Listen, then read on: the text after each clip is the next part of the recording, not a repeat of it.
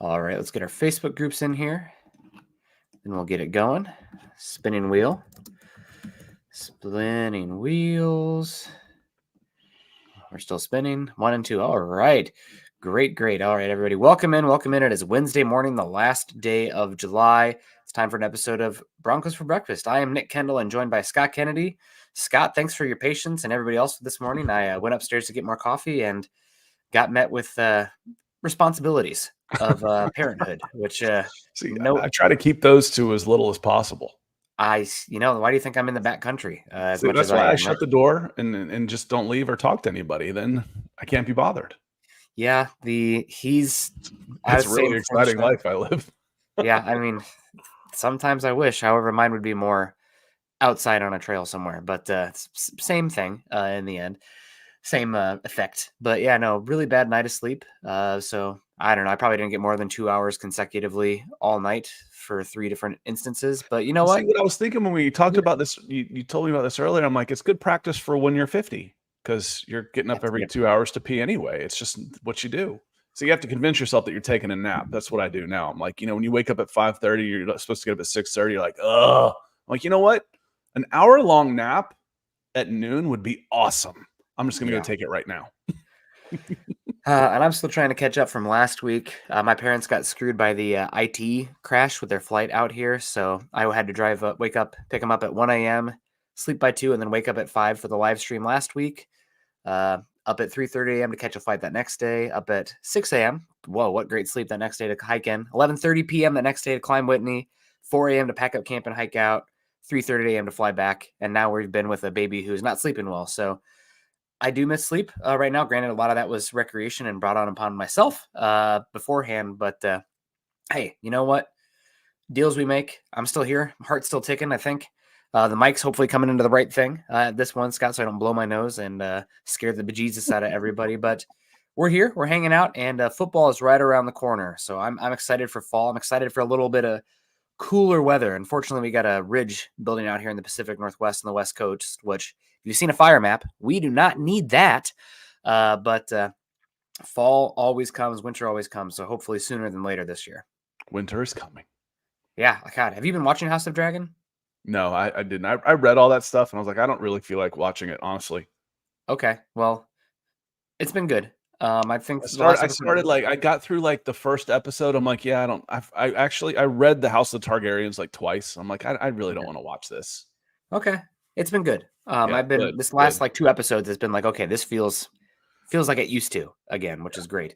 Not the unfortunate ending of the last season of Game of Thrones, last season and a half. Let's say hello to everybody coming in here. Not to get too nerdy off the bat. Denver Luke, good morning, Nick and Scott. We got our guy Donald Willison, says good morning. I'm kind of glad the waiting is almost over in this prove it year for everyone. Yeah, I mean, is it really necessarily a prove it year, Scott, for me? Because I think a lot of these guys, prove it makes it sound like final, like you don't have anything after that.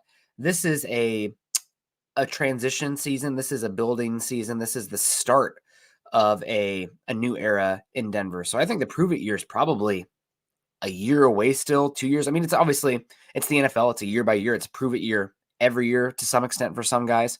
But as far as prove it, that sounds more like last season was a prove it year for Russell Wilson, right? It doesn't feel like a prove it year for most of the Broncos on this team. Let's try and take this from Donald's point of view, where right now there's still a huge honeymoon going on. There's still the trust and the belief and everything that Sean Payton says is true and every pick that he makes is good and every free agent we sign is awesome. That's still going on right now. Mm-hmm. One more year of 6-11, 5-12, and you've lost that. You've lost the faith, the trust, the fanaticism completely. So it's a prove it to the fans, kind of. If it's not necessarily a prove it, like you do it or you're gone. I think this year you're gonna have to earn. You've got the blind faith right now. You're not going to have it next year if you don't show improvement. I think you'll still have a job, but you're not going to have the blind faith that you've got right now. And that's what it is, Nick. It's the blind faith. The honeymoon phase would be over. Yeah, for sure. And I mean, there are some in Broncos country who Sean Payton at this point couldn't do anything right. everything is his fault. It was That's not typical, though. I'm talking Yeah. about like the vast majority right now is still like every move we make is awesome. Bo Nix is, the next great thing, and our 5th-round running back is gonna be Josh Jacobs, and Braylon Trice is gonna do this, and Troy Franklin's gonna be, Odell Beckham Jr. And it's just everything's gonna go right. Tim Patrick's gonna come back, and he's gonna be the second coming of John Taylor to Cortland Sutton's Jerry Rice. That's all going on right now. Mm-hmm. And that will go away if during the course of the year, if the Broncos meet expectations of the outside world of 5.5 wins. Yeah, I'm with you. Expectations here is Michael always coming in and supporting us big time. Thank you so much, Michael. Getting the ball rolling. Says, good morning, Nick and Scott on Broncos for breakfast. Go Broncos. Hope you're doing well, Michael. Hopefully you're in the monsoon little weather pattern, so you're probably enjoying a cooler, wetter summer where the rest of us are getting that trough on the West Coast. So hopefully you're enjoying that. Hopefully it's not too hot out there in the desert out there in Arizona. We appreciate you. Dave Glassman with the comment says, I have a question. What's up with Blake Watson? Reddy was injured away from facilities. Will he make the team? Any insight? Broncos have said it's no cause for concern. Right now, that's the official statement, but obviously it's an injury, and we'll see. He's placed on the non-football injury list, I believe, because it was away from the facility, so they can designate it differently. I am not sure exactly how that might impact the roster math. Like, because he was injured away, can they put him on that NFI list and keep him there and like hide him? I'm not sure exactly the intricacies of the roster math with that kind of thing happening, but we'll watch and see and share any information as that comes along. But we talked about it last night. It's a lot of question marks in the running back room, but a lot of potential competent pieces there as well. So if it's close and you like Watson, but you don't want to subject him to waivers, the practice squad, I always think that's a little bit overblown for undrafted free agents, Scott. Every team, every fan base feels that way, and then they all get waived and nobody gets picked up typically. It's like 98% of the teams sign with their own teams, Yeah. but they do have to go through. There was a discussion the other night about, again, I think people forget the practice squad. Well, let's just put them on the practice squad. Well, they have to pass through waivers before they can be signed. So basically, here's the easiest way I can put it. Every player you sign to the practice squad is a free agent. Every single one is a free agent. They may have just been coming off of your team. They've only been a free agent for an hour, but they're all free agents. They're free to sign with whoever the hell they want to. So they are cut. They pass waivers. They are free agents. And then you can re-sign them. You don't just assign somebody to the practice squad. Yep. Yeah, absolutely. That's a good way to think about it. It's a little different. It depends on if they're a vested veteran, right? If they have waived versus an actual free agent, because you can put veterans on the practice squad now. You can't hide them there anyway, because I can sign someone off of someone else's practice squad and put them on my 53 anyway. So it's not like they're it's not like they're protected there. So being on the practice squad is not like being on the roster. No, you're right. And I was talking more once they are waived, then they're subjected through that process of waivers versus outright free agency. But when they're on the practice squad, you're right, they are free agents, and sometimes you see a little bit of gamesmanship there too, right? You have an opponent coming up, and hey, we're going to sign this linebacker off the Chiefs practice squad. What's going on in the playbook? What have you been working on? What does this look like? So always fun there. We got Adam Strange says, "What's up, Broncos maniacs?" We got Mark says, "What's up, guys? Good morning. Let's go Broncos. New team, new year. I think we're going to be better this year." A lot of people, Broncos added 3 wins last year compared to the Nathaniel Hackett year, and Vegas and the NFL media at large don't think Denver will be better than they were in 2023. Obviously, Russell Wilson was average last season, somewhere between like the 13th to 20th best quarterback in the NFL. The offense wasn't overall very good, very boomer bust, erratic, but it's still a pretty high bar for a rookie to come in, especially with as many questions as Denver has on the weapons, as we've talked about, and the defensive side of the ball and the depth in the offensive line. Gosh, you are one injury away on that unit from, I think, being pretty concerning. But Nick, real quick, we'll see. I don't think your offense was boomer bust. I think your defense was boomer bust. They both were, but with how many sacks you took last season and like how many, I think they were number 1 in the NFL in 3 and outs are definitely number one in the NFL in second half 3-and-outs. So by drive, they were extremely erratic. But I agree with you. The defense was very boomer bust too, because they gave up a lot of explosive plays. They had a lot of turnovers early on. Terrible run defense, and just erratic. But the different defense, obviously, after the first 5 weeks compared to the rest of the season. But offense, I just look at total points. yeah. And you start looking at you look at points, and it's you start going down the line, and you say 16, 33, 20, 31, 21, 8, 19, 24, 24, 21, 29, 17, 24, 17, 23, 16, 14. Dude, that's pretty flat lined, especially after the first couple of weeks. Whereas the defense, Yeah. was all over the place. Scott showing off the long hair right now. Yeah, it's way past time for a haircut. This is like 2 months overdue. We talked about being an 80s kid yesterday. We got the hair It's metal. too long to be a mullet, but this is probably I had it down to my shoulders in my 20s. This is probably the longest it's been since I cut it before I got married in 2000. Has the wife started bothering you yet about getting it cut? No. Nah. But it's God like, bless. why don't you grow it out again? Because ponytails and bald spots really aren't a good look.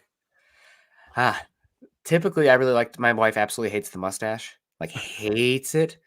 And when I go backpacking, I'll do the mustache. But because my flight was at 6 a.m., did I want to subject my neck to a razor? A dry burn.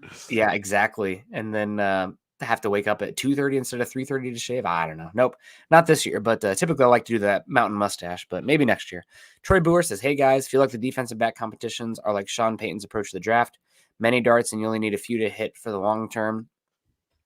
Yeah, Denver, outside of Patrick Surtain, the cornerback room doesn't really have a lot of premium investments. Obviously, they traded up decent assets to go get Riley Moss last season, but they're definitely going with a shotgun approach at the cornerback position. I think you can get away with it to an extent with where the Broncos are at this season. They weren't going to be able to fix every single roster hole this year with a lack of draft capital, how much dead cap they had. So young and a variety of weapons. Maybe this is just, a Dutch boy finger in the dam kind of season for the cornerback spot opposite PS2. But we'll see. A lot of different options. Hopefully somebody emerges and is an answer. Yeah, thanks again, Troy. The DB competitions, that's to me where you start talking competition. It's like you've got good prospects there, where you can come out as Riley Moss come out of this, does Tamari Mathis bounce back, where I like can Caden Stearns stay healthy. I like the players that are there. At least maybe it's just because of this round. This guy was drafted in the 3rd round instead of the 6th round, Yeah. But it feels like there's been more of an investment that you're coming out here with wide receiver. I'm not so sure about the wide receivers. We want to talk about Troy Franklin this, Troy Franklin that, but where'd he go in the 4th round? Early 4th. Okay, well, maybe he plays like a 1st rounder, but he got passed up a lot of times by a lot of teams, including the Denver Broncos, before he got picked. My expectations are that of a 4th round wide receiver. So we'll see. Yeah, we will see. Again, this is a lot of these positions this year. Linebacker is going to be one of them. Safety is going to be one of them. Tight end, maybe. Wide receiver. It's a lot of throwing stuff at a wall on the back end of the roster, and hopefully some of these guys step up and can become long-term answers for the team. But thank you so much, Troy. Great to see you. Adam says we're picking up the night crew habits. I hear Natalie and the baby upstairs now, so hopefully things are okay up there. But that baby stuff, being a little late. Just between going on Mondays and Wednesdays, a quarter till is kind of our starting point now. Yep. So for me, East Coast time is 9:45, 7:45. That's kind of when I expect us to get started by that time. Yep. I think we might have been a minute or two late there, but hey, you know what? Hanging out, keeping it going. David Youngkin, always keeping it going. Great to see you. Hope you're doing well. Adam says it's hot in Colorado. Yeah, you guys need some rain. Good morning from Greg Smith. Great to see you. Roy, I feel like we just saw you last night. So he says, long time no see, Nick, because you're out there in Sturgis. So I was around last Monday. We're hanging out. We're here. Good to see you. Always great. We got I'm the man. Says choose kindness, choose compassion. How do you choose a wide receiver core? They're all fast, 6'4", duplicates all over. Yeah, Cynthia. We'll get into the interview in a second here, but Cynthia Frelund of NFL Network talked about the size of the wide receiver core this season. Obviously, Mims isn't very big. Franklin's kind of a stick, but they do have some size out there. Hopefully, it leads to physicality and blockers in space so you can use the quick pass game and then use your size advantage against safeties, against cornerbacks. Maybe it leads to some bigger runs if you can get past that first, second level of the defense. Look out. But yeah, they do have a lot of size at wide receiver with specifically Sutton, Vele, Reynolds, and Patrick. Let me see. I was trying to see if I could find, because this reminded me of a team. Let's see. The wide receivers, Atlanta Falcons 2022. Or was it the 2021 where they had a basketball team out there? Do you remember that, Nick? Yeah, they had a lot of, because that was the Auden Tate, 6'5", 230. Drake London, 6'5", 210. Mac Hollins, 6'4", 220. Drake London or Kyle Pitts, 6'6", 240. Let's see, Geronimo Allison, 6'3", 202. They couldn't catch a cold. Yeah. They wanted to run out there and like run tight ends at wide receiver and try and block everybody. Again, they're big. How do you choose? They'll separate. The wide receiver shouldn't be that hard to pick, and a lot of it's already been decided contractually. Yeah. Basically, Troy Franklin's safe. Cortland Sutton's safe. Marvin Mims, safe. So there's 3 that are already taken. Now, who's going to step up? Is Tim Patrick? How's he going to play? Is he going to be good? But a lot of the decisions have already been made. Yeah, we'll see. Again, there's going to be a lot of competition after Cortland Sutton, who I'm glad they were able to work out a deal. We got Robot of Doom says, good morning. Y'all prediction on the best and worst game this season for the Broncos.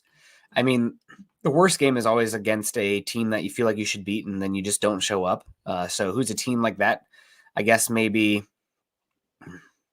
I don't know, the Browns. Last year, Denver kind of played the Browns like a crazy game. It's before their bye week as well. I could see Denver maybe, we could have a stretch here. We're kind of close. Week 13 against the Browns, and then lay an absolute egg. Something like that happens. It feels like pretty often for the Broncos. Best game, somebody that you don't expect to beat, that you go in and have a really fun, exciting game. Maybe somebody like that Cincinnati game, you go in there and beat them up a little bit. Maybe it's versus the Steelers. That would be great for the meet and greet. But it's so hard to predict right now. How about Raiders at home? I'm not going to pick the Raiders until we freaking finally beat them. It's been since 2019. That'd be a good one, though. I start looking at away games where like you kind of take a time off. The one out here that looks a little challenging. Luckily, you have Carolina the week before at home, but going on the road to Baltimore for a 1:00 game Sunday, November 3rd. That looks about as unwinnable as I think as anybody on your schedule. Yeah, I mean, at week 8 and week 9 going at Baltimore and at Kansas City. Who did Denver piss off for that stretch? I guess I'm happy it's not week 1 and 2 and it's not week 17 and 18, but that's an unfortunate little bit there. Who knows though, right? It's the NFL. I'll never forget the was it 2012 maybe? The Chiefs hadn't had a win yet, or they only had 1 win, and Green Bay was looking like an absolute monster, undefeated at that point. Backup coach out there in Kansas City, and Green Bay goes in and gets walloped by the Chiefs at Arrowhead. Chiefs ended up picking number 1 that year, and Green Bay, I think they lost. They didn't win the Super Bowl, but they were a good team. So you never know, man. It's not college football where it's the huge talent discrepancies. Yes. Now answer the damn question and stop talking about possibilities and hedging your bets. I did. I said a game like one that would be shocking to lose would be the Browns, and then one to win would be maybe Cincinnati. Toughest game, I think at Baltimore. That's the one I would look at and just kind of go, let's just survive this one, man. Yep. So we'll see. We got our guy Keith says, good morning, Broncos country. Should be worried about the linebacker position. Peyton says Griffith is working his way back. Will it be Barton? Can he carry the load? Barton is a solid coverage linebacker.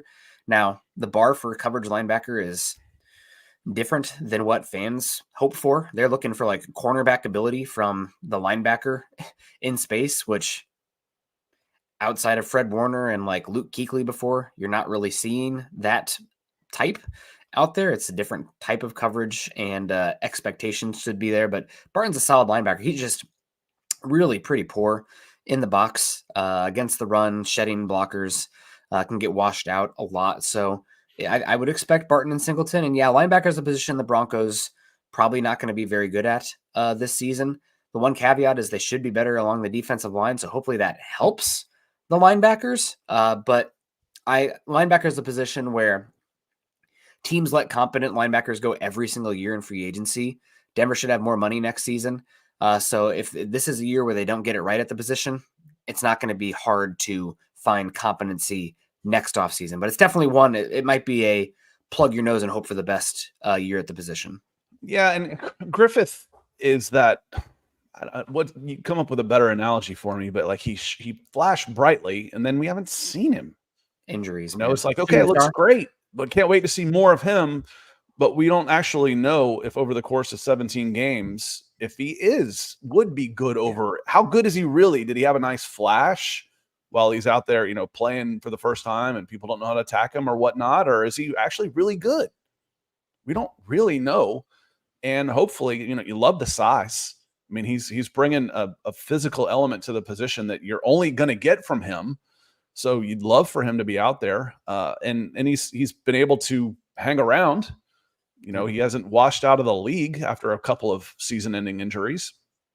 So it's a low risk, high reward type of unit, type of group. Your expectations aren't overly high, but they're not going to hurt you. Your linebacking crew isn't going to be the reason why you win or lose 6 games versus 12 games. Yeah. I do think I've been pretty staunch to the devaluation from the linebacker spot in the draft. I think a lot of that has to do with just the type of linebackers coming out and how hard they are to evaluate in the college game compared to the NFL game. But good linebackers are very valuable because they're dealing with more space, more play action, more deception. They have to wear more hats than we've had to see them wear in a long time. I mean, the entirety of the Kyle Shanahan, Sean McVay offenses are how can we isolate and mess with the linebackers? I mean, that's what it is. So that is a position that I'm worried about this season, kind of like the cornerback spot. But the reality is when you've had so few top 100 draft picks, when you have so much dead cap, with where the Denver Broncos roster is just in general, you're going to have some spots on the roster that you're going to have to plug short-term, hopefully find some answers there. But if not, you can wipe the slate clean after 1-2 seasons and start fresh there. And that's where I feel about the cornerback 2 spot. That's where I feel about the tight end spot. That's how I feel about the linebacker spot as well. And those are positions, especially linebacker and tight end. You're always hunting for difference makers because, star players at those spots have a gravity to them. But I really do think you can find competency in free agency every single year at those spots without having to pay an absolute premium. Like you're not having to pay B-level talent A money like you are at wide receiver or edge rusher on the open market, because those good guys typically get re-signed by their teams if they're in their prime. You can get linebackers, guards, safeties, tight ends a lot of times on the open market for okay money. So that's where I'm at, but it's definitely a wait and see for that spot this year. It's definitely a weakness. Hey, Gary coming in, I love it. He says, "Hey guys, I know reality is your thing, but we fans will have keep having unrealistic expectations. Reality bites. Go Broncos." Yes, it does. Yes, it does. And I'll tell y'all, as a Atlanta sports fan growing up, I'm a cynical SOB. I'm a Cleveland-born Atlanta sports fan. I'm as cynical as you will ever see. So my team's never going to win anything.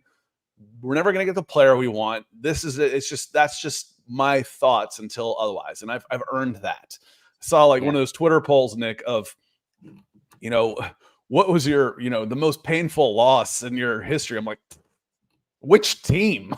They've all got some of the worst ones in the history of this game. Which teams of the ones I watch? Come on, this is easy. Yes. And Gary, the way I just see it is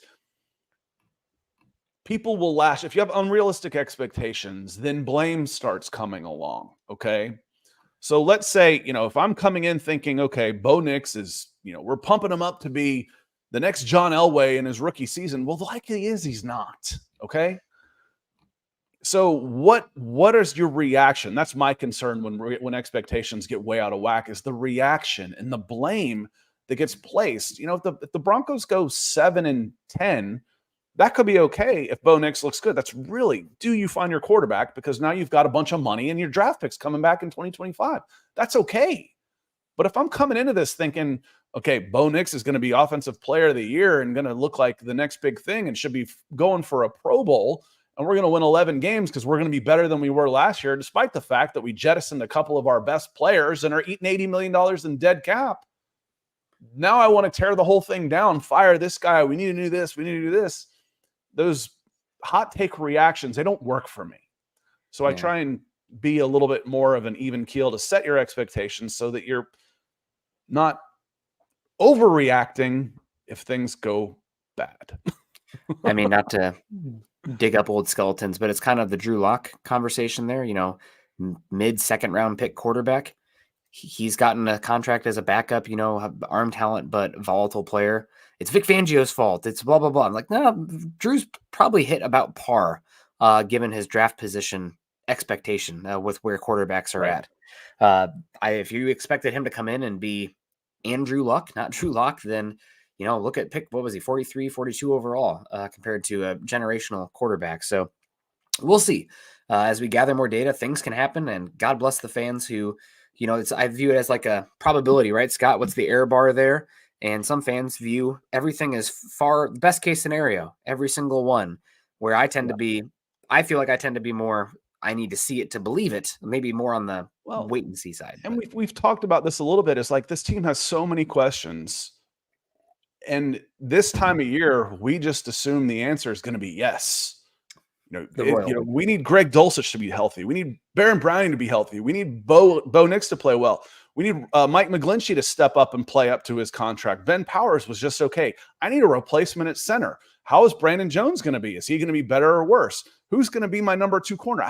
Who's going to be my number 2 receiver? Is Cortland Sutton going to play well and be happy? Can Tim Patrick be healthy? On and on and on. I haven't gotten to the running backs yet, to the new defensive lineman. And this time of year, we just assume, yes, it's all going to be good. It's all going to be good. I will say, Scott, my favorite analogy for something like that is dice roll, every single one. And you need to hit a 5 or 6 every time. Otherwise, it's a bust. That's kind of where we're at right now, right? It's just like, what's the question here? We're rolling the dice. Oh, 6. Okay. We have Tim Patrick comes back, looks good, number 2. That's great. My offensive line staying healthy. Another 6. Yes, that's great. All right. One more. Let's see. Cornerback 2. A 1. Well, crap. Here we are. You really have to prioritize what you want. Okay, listen. If Tim Patrick's not healthy, Greg Dulcich isn't healthy, okay, so be it. They haven't been healthy. But my God, I need Bo Nix to be a dude. You know, I need him to be, if that happens, everything else is okay. Okay, running back, Javonte Williams, if he's not the guy, he's on the last year of his contract anyway. Okay. I need Marvin Mims. Tried to pay Josh Jacobs too, right? Like that's the other information out there. So I need Marvin Mims to be a guy. That's one I need. I need that one to step up. I need Brandon Jones to come in and play well. I need DJ Jones to step up. And these things we've seen in the past. So there's reality in there, Gary. I don't want you jumping off the deep end if some of these questions come up snake eyes instead of Yahtzee. Instead of Yahtzee. Troy has a question. He says, Scott, as much as you want to share, how's the kids' baseball this summer? You know what? Sean ended up with a shoulder injury to finish his year, so he missed the last month. Only missed 2 tournaments. But since you asked, and, you know, it's our show, this was a pretty cool moment. This was one of his last games.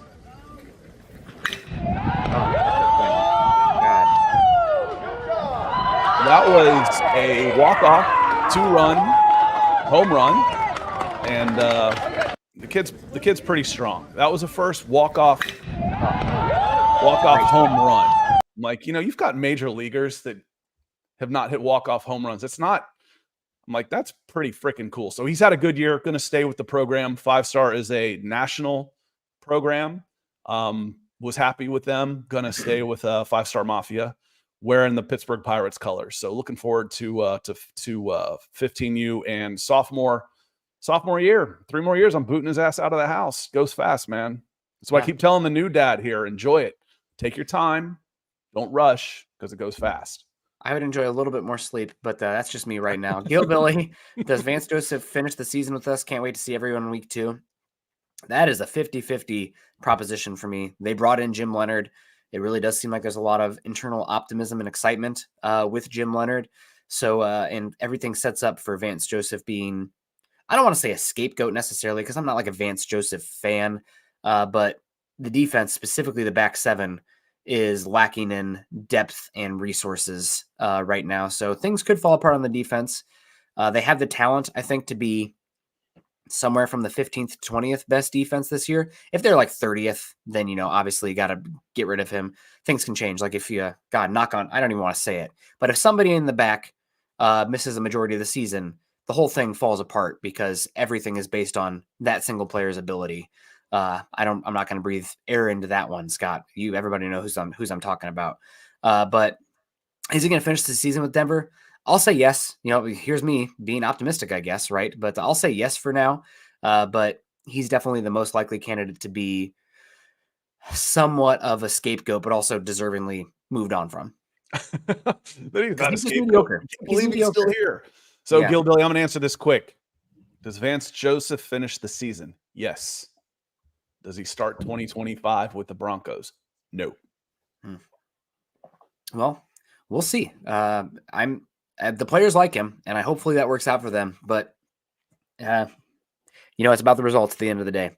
Kathy comes in and says, "Hey, Nick and Scott, I'm always hoping for the best, prepare for the worst. Nick's for 6, MHH for life. Appreciate you."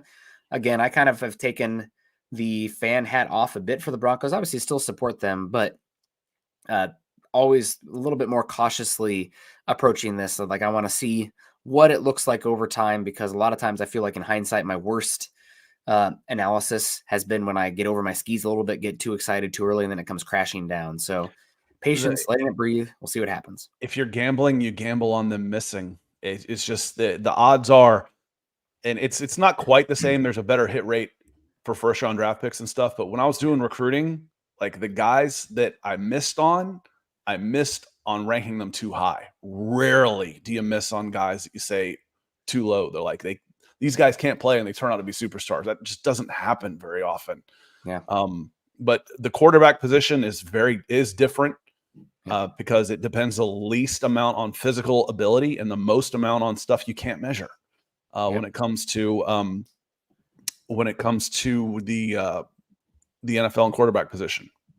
Yeah, and speaking of optimism, Sean Payton interviewed with Cynthia Frelund here. Let's get it going. Day 2 in pads. We're out here. It's hot. Everything's, everyone's asking you about all these young players in your team, specifically at the quarterback position. Sure. I just want to know if you think things are unfolding in the way you had planned. You brought in a lot of people that were in the mold of the bigger pass catchers, the guys on defense in the front to really kind of get that line solidified. Is it unfolding the way you planned? Yes. And I say that we began to feel it spring. Look, it's a very competitive league, and we happen to be in the same division as the world champion Kansas City Chiefs, and understand that. But the focus has been real inward relative to where we're at. And I would say, number one, I think you'll see this as the season unfolds with this draft class. It's been an impressive group. We all root for our draft classes, and yet you go by what you see. And I was talking with Greg Penner the other day, and I said, you just mark my words, 3-4 years from now, we'll look back on this draft class, and it'll be significant as to what we're able to accomplish. And it's so important.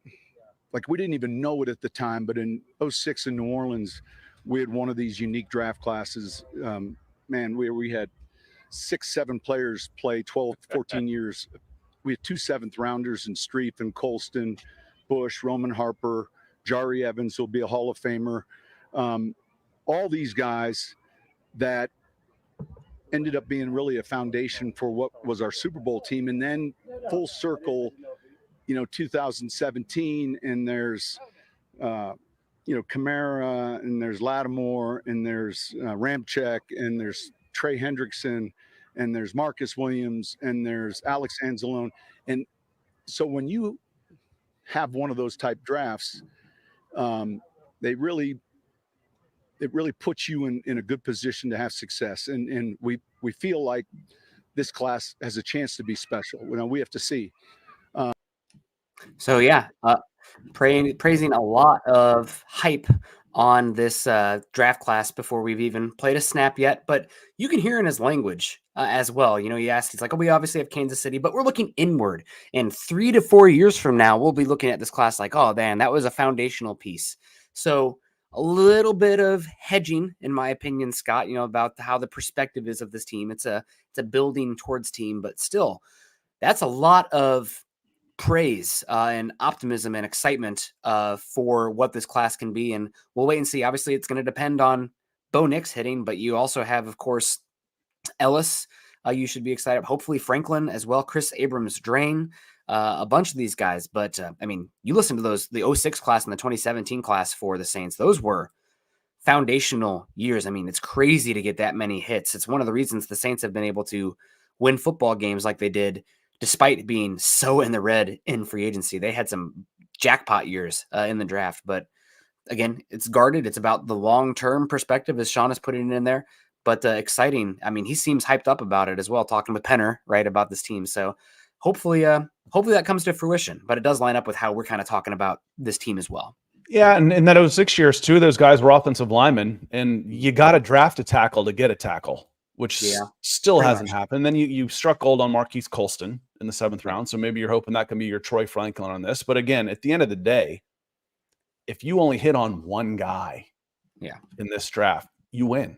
If it's Bo Nix, if you hit on one guy, it's a win on this. Now, the optimist in me would say, okay, well, my analysis on this is like what you said. They're looking inward. We're not looking at, okay, in order to beat Kansas City, we got to get somebody that can get off the edge to get to Patrick Mahomes. So we need to focus on one player. No, we're focusing inward because we're not at that level yet. We need to build our team as best we can, regardless of what anybody else who we're facing twice a year. We're not to a matchup type of position yet. The optimist in me would say, oh yeah, man, it's Troy Franklin. Great. Audric Estime. This could be the, Reggie Bush. This could be the guy. Later round draft picks happen all the time. The pessimist and the cynic in me would say, man, my draft class, the players I picked are awesome. Just wait and find out. There's a conflict of interest there. Yeah. You're not praising the work of someone else. And frankly, it's your own team anyway. Yeah. But he's the general manager of this team.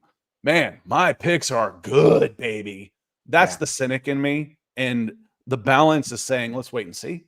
Let's wait and see. There's some exciting players on here. And at the end of the day, the quarterback is what's going to matter. Anything else you get out of that is gravy if you hit on the QB. Yeah, and I will say, God bless him for talking that way. We'll wait and see. But he mentions that 2017 class, Scott, and the Broncos had pick 12 this year, and their next pick was pick 76, and then you had pick 102. That 2017 class, they had 6 top 100 picks. 3, 4, 5. Yeah, like 6 picks in the top 3 rounds. The Broncos, you mentioned the lack of top 100 picks. I was looking this up when you were saying it. The Broncos have had 7 top 100 picks in the last 3 years. It's not how you build New Orleans Saints had 6 that year. Yes. And pretty much every single one of them hit. Literally every single one of their top 100 picks hit, which is a rarity. And we're again talking about dice rolls again, but you talk about if you hit above average on Bo Nix, that's what matters the most. As you mentioned, you can go back and look at the Chiefs 2017 class. I don't think there's a hit on there besides Mahomes, but does it matter? No, because you got freaking Mahomes. But you're going to have to hit above the pick 76 average. You're going to have to hit above the pick 102 average. You're going to have to hit a pick above 145 average, 147. And maybe that does end up being a foundational year or draft class for the Broncos. But you still have to look at, I think, the general probability and hit rate for those positions based on historical averages. Maybe even more so, Scott, because the talk coming into this draft was this is a pretty poor depth draft class where most of the Broncos picks further down.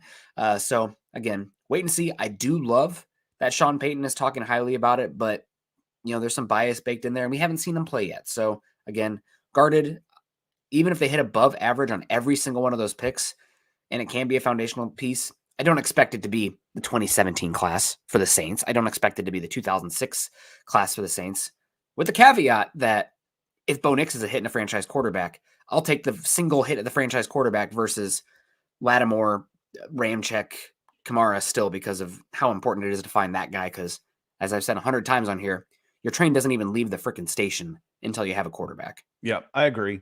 Again, I've said it one more time because we're about to get out of here. Just, to wrap it up, we can talk about the long-term impact of the Broncos rookie class. If Bo Nix hits, that's all that matters. I mean, then it's just gravy.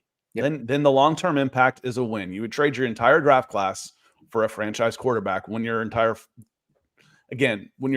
talking about picks after Bo Nix, start at 76. Yep. It's hard.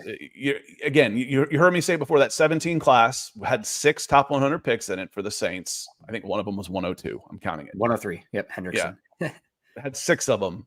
The Broncos have had 7 top 100 picks in the last 3 drafts. Combined. You're going out there, and now you're taking a dead cap hit too. So you're going out there literally with one arm tied behind your back in 2024. There's a reason they're looking inward. There's a reason why Josh Jacobs says, I don't want to join a team that's in rebuilding. They are rebuilding. You are. And you're coming out both barrels next year. Money, draft picks. Here we go. Get your quarterback this year. Hopefully. It's an evaluation year. And again, Payton, he never says anything. I mean, he's definitely, I wouldn't say he's a loose cannon, but he does give stuff in interviews, but it's always he's too arrogant to keep his mouth shut to just have coach speak. He's way too arrogant for that. Yeah. He's got to remind everybody that he's the smartest guy in the room. So he always gives some tidbits with that. Sometimes it comes back to bite him, but we'll see. Some interesting information there. I guess the take-home message, though, is that you are bought in on Sean Payton for the next 2-3 years of this vision and the direction of the team and how it's going to be invested in money and everything. Sean Payton's very excited about the early look of this rookie draft class. It's okay to be excited about it too, even if it is Scott and I being a little bit more guarded. So that's exciting, and we'll see how it comes to play once they start playing other teams, right? Right now it's a zero sum against your own players. But we're fixing to find out here very soon. Michael comes in and says, great show today, Nick and Scott on Broncos for Breakfast. Thank you so much, Michael, closing us out. Did want to say hello to Rodney Bryant. Also, good morning, Broncos country. Good morning and goodbye. It's time for us to go. Aloha's perfect for that, Patrick Wiltsey. I think Chow also, right? That's a hello and goodbye. Also, I always thought Chow was goodbye, but maybe not. I think it's both. I think it's the informal. Aloha's perfect for that. Hi, yes. Bye. Yep. Hi, bye. But appreciate you guys. Make sure you're following Scott and I on Twitter. Scott is at Scout Kennedy. I'm at Nick Kendall, MHH. Also follow us at Mile High Huddle. If you haven't done so yet, we're over on Facebook.com/Mile High Huddle pod and Facebook.com/Mile High Huddle. Follow us there. And as that ticker says there underneath, please subscribe, like, and share over on YouTube.